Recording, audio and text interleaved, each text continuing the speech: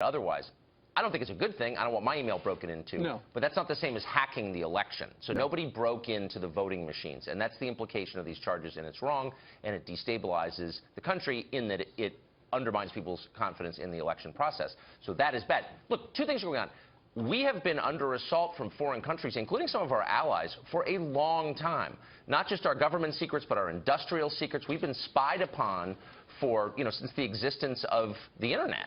And you haven't heard anything from the left or, frankly, the right about that until now, because this is a handy way for them to explain their unexpected loss in the election. But, I mean, I would love to have a serious conversation about the damage that has been done by Russia and China and North Korea and Iran and a bunch of other countries to our national interest by their cyber activities. But that's not what we're having. We're having instead a distraction from the real conversation. And in the report, it dates back to 2008. That was submitted to the president yesterday, and that Donald Trump will get today. It's under 100 pages and over 50. It doesn't just talk about this election. It doesn't talk about Debbie Wasserman Schultz, although I can never get enough, or John Podesta. Here's James Clapper yesterday. We cannot say they did not change any vote tallies or anything of that sort. Yeah, I'm just talking. We have no way of gauging the impact that certainly the intelligence community can't gauge the impact it had on choices the electorate made. There's no way for us to gauge that. But we do know they celebrated, reportedly, according to NBC, who evidently got this story before the president-elect got the briefing. NBC got it.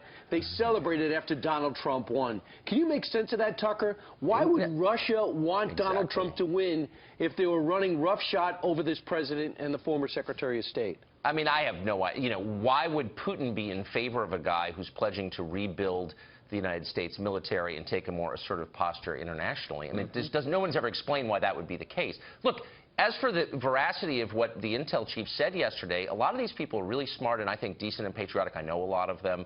I think they do good work. But the nature of intelligence is muddy. It's not always clear what things mean, and the nature is also deceptive.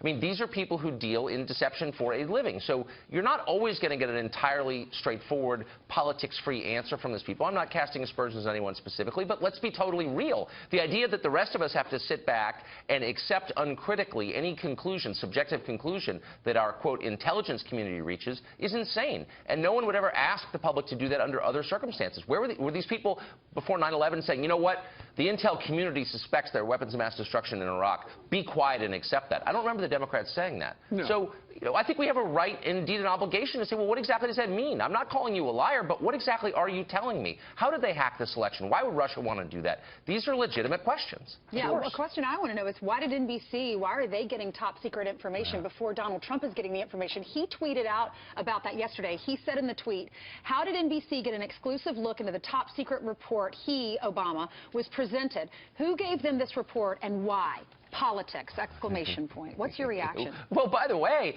NBC leaked that Access Hollywood tape to the Washington Post rather than run it itself. No one really ever followed up on that story. Right. And by the way, I'm all for more information coming out so I can assess the candidates based on facts. And that tape was factual, so okay, fine with me. But that is true. They leaked that to the Washington Post for political reasons. Why didn't they run it themselves, actually? What are you saying? I mean, why would they do clearly that? Because they had a political interest. Because they didn't like Trump.